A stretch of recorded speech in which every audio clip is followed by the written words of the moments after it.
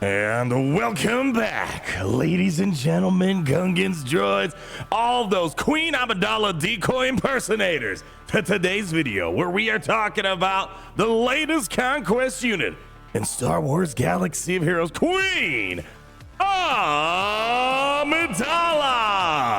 Let me tell you guys straight off the get-go, I do see this character having a big future. I'm getting some Malicos-like vibes. You just got to be a little creative with the vision. But I will say this straight from the very get-go. This is likely going to be one of the most controversial units we've had in Star Wars Galaxies. Don't worry, you got me, the King of Trippy, Gods Gets Mobile Gaming, the Director of Video Game Division, many of their fancy titles to help us navigate through this problem. That is Queen Amidala. Here's the thing. What you're going to do with her is going to widely vary depending on how much you whaled right now, what you have available in your roster, and many other factors, but I got lots of options to throw at you. So let's go ahead, get this party going. I want to get you tons of resources if you do get Queen Amidala, how to maximize her viability. So really quickly, let's go ahead, Gary, somebody put it up on the screen. Here are some quick modding recommendations for Queen Amidala, but I'm gonna do you one even better, my people. We are gonna go have the most underrated, I think the most well-kept secret in Star Wars Galaxy Heroes. Take this even a step further. I will have a link down below in the video description to my Ultimate Galaxy Heroes resource, that spreadsheet that I've made. I added Queen Amidala, a new team that we have in the game, through an Omicron order right here. As we see, I'm recommending Loyal Bodyguard, Queen Amidala's I Am Queen Amidala as the must-have Omicron. Second priority Omicron's probably gonna be her other ability, her leader ability. Oddly enough, usually the leader is the most important. It's good.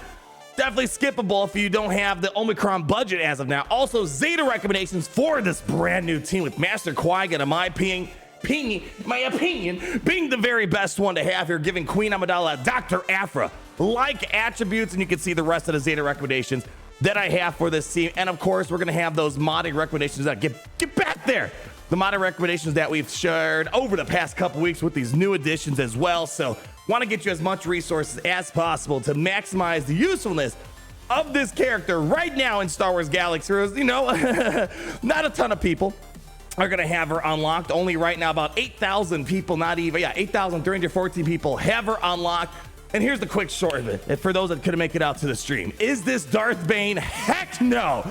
But I will say this. I think she's still good. I think she's like Malicos, Malgus level, and I do believe Darth Bane was an absolute fluke, and this is still gonna be a team you're gonna wanna have. So I'm gonna roll some gameplay, address the biggest question first that I got non-stop about this character, because here's part one of the controversy regarding Queen Amidala. Somebody around here with 10 fingers. Gary, you only have 9. What happened to the 10th one? Okay, whatever. Just play some gameplay that we got going on here. Number one question that I got when doing this testing. What the heck can I do with this team if I didn't wheel hard enough to get Master Qui-Gon, Padawan Kenobi? To keep it short, sweet, and simple, I think the best way to maybe utilize this Queen Amidala, especially if you went for like Master Kenobi, for example, use the rest of the Master Kenobi requirements that might not being used elsewhere. So, you know, maybe you could throw in Mace Windu, you know, Shakti, Grandmaster Ayla Sakura. So there is a team to be had there. It kind of gives me Seer Junda pre-Malicos vibes, if you remember what that's like. Definitely durable, taking on things like Zora Resistance. So some respectful stuff, but by no means am I gonna sit here and make you feel like you're gonna get the full bang without Master Qui-Gon, Padawan Kenobi, because that is definitely not gonna be the case. However, I want to get this out straight from the get-go. You definitely can get some mild work done, and there's gonna be other things in regards to what you can put in this team, but that's where part two of the controversy comes in. What the heck do you put in this team? And it's a good problem, but also kind of an annoying problem too, because here's the problem. The Galactic Republic faction especially has some very good units that all have homes somewhere in the game, and then you have very not good units that don't really make a lot of sense in a team like this. So what you're gonna have to kind of figure out is, depending on where you guys are at in the game, it's gonna be different from someone like me versus someone like you guys, what you end up throwing in the last two spots after you get Padawan Kenobi and Master Qui-Gon. So we'll talk more about character recommendations that I think you could maybe squeeze in here. But let's first talk about where is Queen Amidala settling in the game's meta. So first things first, remember, no Omicrons. I feel like every time we get a conquest unit, unless it's Bane that was just freaking banging everything like out the gate, Then we get a little demotivated. Remember Malgus, remember Malicos? Straight out the get-go, there wasn't a lot good stuff going on. People are very, sad about it. Then look, we greatly appreciate Malicos and Malgus. And I remember both of those characters. I'm like, you know what? Wait till we get in Grand Arena to see the full picture. But even so, I'm gonna say that here, of course, like that before. But I'm gonna put this out there. Even before those Omicrons that I showed that I recommend, those 2 Omicrons on Queen Amidala that minimally should be put on her, this team is already doing some pretty solid stuff. I mean, I'm able to beat Raid, which is a team we see like all the freaking time in Grand Arena territories with no Omicrons. That right there should make you feel pretty good. With characters that, this is just me kind of testing of random stuff. I don't think Caddy Mood is necessary for this team, but this just goes to show that this is going to be a character already useful because Raid's always on defense. The other opportunity that we're seeing in the Galactic Legend Hemisphere with Queen Amidala is pre-Omicrons. We're able to take out things like Jabba the Hutt. Again, another team that's very frequented on defense. So pre-Omicrons, being able to get these 2 battles out the get-go, it's kind of a good thing. Luckily, we have things like the buff immunity from Qui-Gon Jinn and buff dispels. Queen Amidala's got another buff dispel that she has to try to capitalize on things like that buff immunity that Qui-Gon Jinn lands out there. So you have a good degree of being able to navigate around the field. So that's already out there, and I think we're gonna roll a couple more battles for you to kind of get a sense of where she's sitting at pre-Omicrons. I think there might be another 2 Galactic Legends locked into her radar, but we gotta wait until we get into Grand Arena, enable those Omicrons into full action. I think there may be a chance we could take down a Master Kenobi potentially. Speculative. We gotta wait. Don't hold me to that until I actually test it out.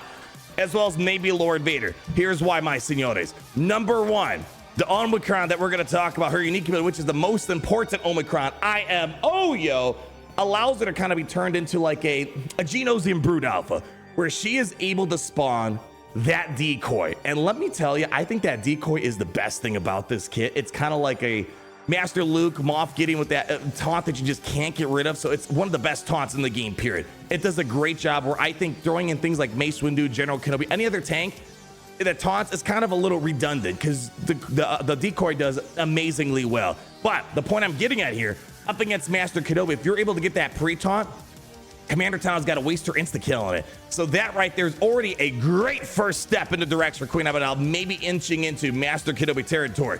Number 2 thing here, she becomes immune to healing immunity, which is a big aspect to this kit. This team is very reminiscent for those that played the game for a while. Back in our days at Pepper Ridge Farms. Remember the Chirrut days where like there's tons of heal over times and crazy amount of buffs where they had to redo the UI because of Chirrut back in the day? It gives me vibes like that, but healing is such an important aspect of this team, and when you have that Omicron inside of Grand Arena, you become immune to the healing immunity as well as fear on top of it. So that was really the only thing worked for Master Kenobi. There was no pre-taunt, number 1, and number 2, the healing immunity was a problem. So I think that might be an opportunity that we have, and then Lord Vader might be another one that's on our agenda getting into Grand Arena, because as well, when you throw on some Omicrons on her, her team becomes basically immune to damage over time, and it gets translated into healing over time and protection over time when damage over times are applied, which, as we're going to kind of summarize really quick, there's a lot going on with this team. The more heal over times, the more protection over times, to keep it short, sweet, and simple, the more bangs you're going to be putting out there. Big damage is what we're hoping for. So I do think there's going to be a chance we could take out Lord Vader, because the damage over times are just crippling us, and I wasn't able to convert them to heal over time and protection over time. So what I'm getting at right now, pre-Omicrons, 2 GLs, 2 good GLs. It's not like, Master Luke and, Supreme Leader Kylo Ren. It's funny enough, Supreme Leader Kylo Ren is one of the most difficult Galactic Legends to fight. But nonetheless, 2 Galactic Legends already in the books. I had a lot of other people kind of confirm on their end that they were getting similar results. And then maybe 2 more, a Kenobi and Lord Vader. That's not bad for a Conquer Scene. Again, this kind of gives me Malicos vibes potentially once we get into Grand Arena. But then there's the non-Galactic Legend Hemisphere, which we're going to talk about as well later on here. But more importantly, it doesn't matter. This is what I beat on offense. I think this team is going to be an annoying defensive team to deal with. But we got to wait and see once we get into that Grand Arena, because there's a few things that are kind of annoying me right now with this team. I'm not going to lie. Besides trying to find the ideal 4th and 5th member, which, it's kind of all over the place with figuring out what that's going to be. We'll get to that part of the video in a moment here.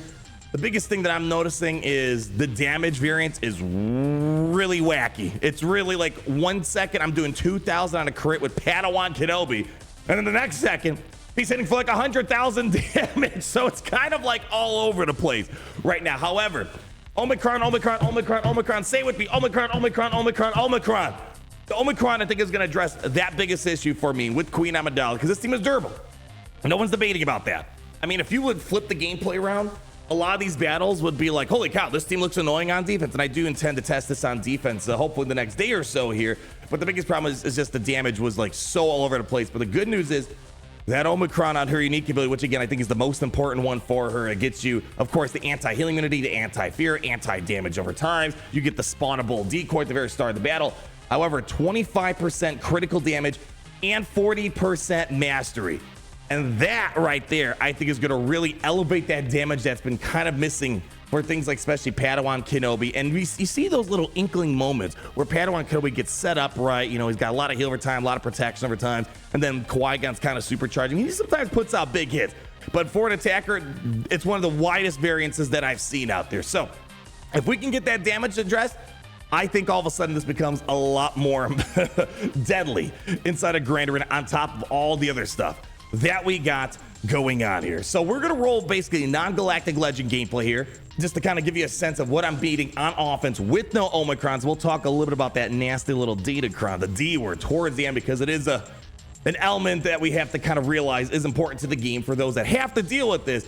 But from the non-galactic legend hemisphere that we're dealing with here, I mean, I was able to beat most things. Reva was basically the most difficult one, just like completely wrecked me very quickly. I don't know if the Omicrons are going to fix that. Gungans were probably the next most difficult team for me to fight. And then Bo-Katan was kind of like, you know, we're both kind of stalling each other out. Very two defensive-oriented teams kind of going up against each other. So kind of like watching paint dry. And then there was like General Anakin Skywalker, where pre-Omicrons, there's times where Gas can really wreck your team with all those buffs. He can really get supercharged out there. So other than that, we're beating things like Malgus handily. Like even when I had stupid units in the back, I tried like Clone Sarge, Commander Cody, I was able to beat Malgus still. So really just the three members, Padawan Kenobi, as well as Qui-Gon and Padme herself, able to take on Malgus, kind of a big deal, especially when fear will not be an issue. Kind of pretty big there. Able to beat things like Malicos inside of the squad arena experience. Who knows if that's going to translate well inside of Grand Arena when he's got his Omicrons, as well as Sierra Junda. But basically, I'm beating most of the best teams out there in the non-galactic legend hemispheres, and really only one or two teams that really kind of give me a hard time. Reva Gungans and everything else is kind of like I'm smashing them pre-Omicrons, or it's just two defensive teams just staring at each other for 5 minutes long here. But all right, let's highlight a few more things that I want to really get out there that makes this team really special. One thing that I think is really important, this is why I kind of put Qui-Gon Jinn as the first, is Zeta, you want to get locked in on this team. There's a Dr. Aphro-like attribute, and I understand that not everyone has 7 stars, you know, Qui-Gon and Padawan Kenobi, but most should have 3 and 4 stars, or if everyone that's watched this video, if you did the marquee event, you probably should have it. The Zeta on Qui-Gon Jinn's unique ability is so good, where even at low stars, if you have maybe other good members that fit in the, you know, the 4th and 5th slots, it might be worth having, because that unique ability on Qui-Gon Jinn leads for one of the most powerful opening plays that you could possibly get in the game. Remember one things that we like about Dr. Aphra, when she has Trip and BT, she gets a ton of Terminator to start the battle, and really only Master Kenobi and Hux can kind of shut that down. We literally have pretty much almost copy and paste here. We're on that unique ability for Qui-Gon Jinn. At the start of the battle, we're able to feed lots of Terminator, 25% Terminator just for Master Qui-Gon, 50% if there's Padawan Obi-Wan. And what that means with Queen Amidala's speed, which she's going to be pretty fast, especially if you monitor the way that you know, we have it suggested here. Even if you don't have the fastest speeds in the world, this is a great way to kind of boost her up even more. She should be able to outrun most galactic legends out there, except Supreme Kyle Ren and Kenobi, because they have anti-Terminator mechanics. That right there is big. And when you have Queen Amidala opening up with her Ascension gun, this is also another big play, because think of Grandmaster Yoda, Padawan Kenobi, they have very similar basics. When they're being called to assist, they're getting turn meter on their basic. And this opens up some really powerful plays. Getting Grandmaster to spread lots of buffs in the beginning. Getting Padawan Kenobi to try to get some defense down, or try to give himself turn meter move on the enemy, some days, giving himself 800 speed. That opening play paired with the turn meter gain from Master Qui-Gon, that's probably the best way to summarize this team. It's a Genosium Brood Alpha with incredible durability and a quick opening play like Dr. Alpha. That right there is basically the best way to summarize what we got going on with this Queen Amidala kit. And the other thing that we have going on with just Queen Amidala herself is the fact that the heal over time, protection over time, as I kind of summarize, reminds me of the old days when Trud came into the game. Pretty nasty stuff where we have crazy amounts of durability on this team, but what we get here is all that protection over time turns into to offense ramping for the team, which is kind of big, and there's no cap to it. And then you get critical damage stacking for the heal over times. That right there is where the core foundation is. Heal over time, protection over times, great opening play is the best way to kind of summarize this. And of course, I can throw all the other stuff at you. The team is incredibly durable. It has lots of ways to recover their health and keep them alive as long as possible here. So this is where the question comes in now, the controversy at hand. Who the heck goes in those last spots? We know that, yes, Padawan Kenobi, Qui-Gon, that's going to be the trio for this. There is no doubt about that. But we have other options at our disposal, and some that unfortunately were part of the dream but got shot down. Let me explain. So as we kind of said, this is going to be your core trio: Quadme, Qui-Gon, as well as Padawan Obi-Wan Kenobi. This here is probably going to be the team that I like the most, and it's going to, again, be very situational. I felt like no matter what I picked, people weren't happy. And as you'll kind of see here, for me, let me give some context. Inside of my experience in Grand Arena, I don't really get to use Commander Luke Skywalker anymore, for example. He just got boxed out between Bo-Katan, between Gideon, between Jar Jar, and a bunch of other stuff. I'm finding myself using Commander Luke less and less and less and less, but you might be in Kyber 2, 3, 4, 5, Erodium, Bronzem. You're using Commander Luke all the time. So it's going to vary depending on what you have available here. And also, Grandmaster was great just to kind of constantly spread the buffs around as much as possible. Getting the healer time, protection over time to really capitalize on all that critical damage and offense ramping that we mentioned.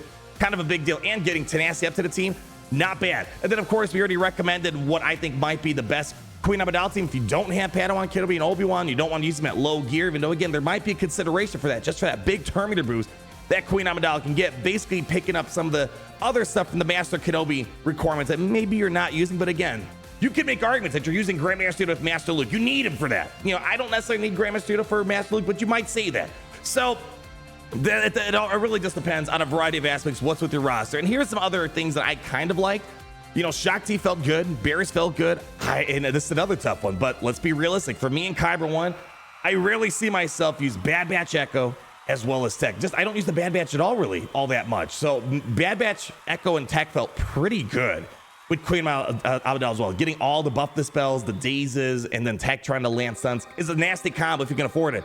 If you're not using Caloran Beck lead or Qui-Gon lead, Anakin might be a good fit here with all the buff immunity shenanigans that we got going on here. So there's options to be had, but there's also options that are kind of off the table. There was a lot of hope and dreams, and I saw this a bajillion times in my live stream the other day, and I don't want to be the bearer of bad news, but here's the biggest problem with this right here. There was a lot of hope that Luminar Unduli would be the go-to member. Not to say you can't use her, but you got to take Master Qui-Gon out. Unfortunately, I don't know what was up with the developers. They over-conditioned this, where this is an Omicron that you can't really use anywhere. It's one of the, if they would just take out this last clause right here, where all these bonuses, I'm not going to read it all, but if she interacts very well with the heal over times on the team, and that would have been really cool for Queen Amidala. However, allies with protection up can't gain these bonuses, and these stacks of heal over time expire, and other allies who gain protection up. Master Qui-Gon gives protection up to the team, which is a great thing to have, but that just means Luminar Unduli is out of the picture. She's not going to be very helpful all of a sudden. But so, I mean, if you take out Master Qui-Gon, maybe this is something that might be useful then. It'd be very difficult to say, you know, to justify that, because Master Qui-Gon, again, gives 50% turn meter to Queen Amidala at the start of the battle, which seems a lot more important than all of this. But again, maybe an option to have. If you do not have Master Qui-Gon, Padawan Kenobi, you're not going to 7-star them for a while, this might be something that you can maybe consider throwing onto the team potentially here. But again, it really just comes down to, at the end of the day, Galactic Republics that you have available that aren't Scoundrels, that aren't Galactic Legends. On top of that, you know, maybe you could throw in Padme Amidala. I found R2-D2 to be very nice in the team as well. However, I use them all the time for Leia. It's funny how R2-D2 is going through a renaissance, but now there's like 2 teams that would love to have his attention here.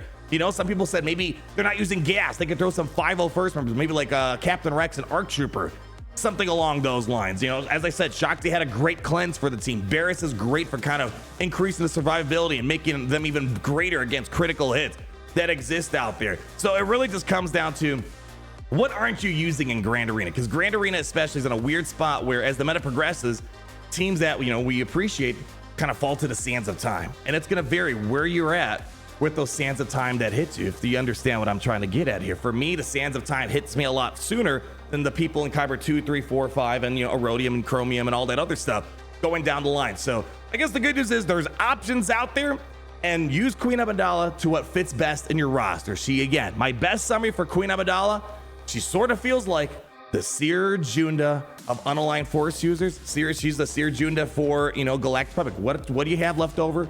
Throw it in. You'll get some use out of it. But I will say, it does feel like they're leaving room for maybe in the future, Captain Panaka, maybe, maybe a Padawan Anakin, or maybe Pod Racer Anakin, or maybe C-3PO Naked Edition or something like that.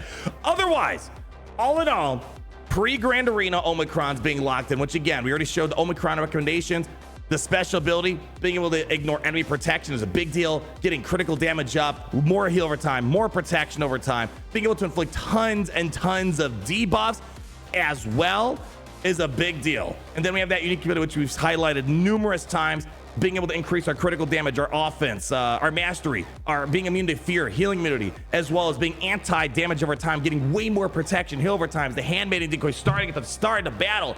On top of it, getting tenacity down on the enemies, and the leadership ability, although maybe not the most important, being able to spam lots of buffs to the team to kind of feed into their crazy engine that they got going on there. More speed up, more health recovery, more protection recovery, more damage being dealt around, and then more assisting. That's going to be happening here. I'm already feeling pretty good about this team. I want to remind you guys, I distinctly remember when Malgus came out, Malicos came out, and yeah, the Squad Arena is just meant to be the floor of viability before we move up here. This team, like I predicted of Malicos, they're going to be important moving forward. I'd be surprised if they end up being a flop. By no means do I think this is the trench. Boba Fett, Sign of Django, just from my initial impressions, being able to take down two very popular defensive Galactic Legends pre-Omicrons, kind of a big deal. And then I just want to quickly touch this. Don't want to elaborate too much on it because we all know about those D words, but we're in a Galactic Republic Datacron era here. And just between the damage reduction, the max health protection increase, and if you did whale, you might be, or you didn't whale, you might see people with this Datacron for Padawan Kenobi. And you know the damage I felt lacking pre-Omicrons? Well, that's your damage right there. We've already showcased this Datacron. He does an absurd amount of damage. He's always attacking out of turn. So if you consider Datacrons as an important aspect of reviewing a character, which for me, I usually take it out because a year from now when someone's watching this Datacron's gonna be bye-bye. I like showing the vanilla power, what they can do, and then it's only gonna go up from there. Most times. Some characters, they don't go up from there. But nonetheless, that's gonna be our initial review on the Queen Amidala. Looking forward to see what she's gonna do in the game. For me, as I think she's gonna be kind of annoying on defense, and that's the question. What am I gonna use to beat her? Well, that's gonna be the question going into our first 3v3 with her. Queen Amidala, Padawan Kenobi, Master Qui-Gon is probably gonna be that 3v3 team, and they cheat because they got a fourth member on top of it. Anyways, people, thank you so much for stopping by. Had a lot of fun hanging out with you on the live stream. Thanks as always for being, an amazing group of people to hang out with me inside the Kyber Club while our video to gaming division is going ham and all the testing here. But until we meet again, people, we'll be in that Grand Arena Coliseum Sing where all this stuff pans out. Always remember, as you're leaving that like, you're gently caressing that comment button. You're letting me know all those beautiful thoughts. Always remember how it's great to be in the Empire today. Oh, it's great to be in the Empire today. The sun never sets.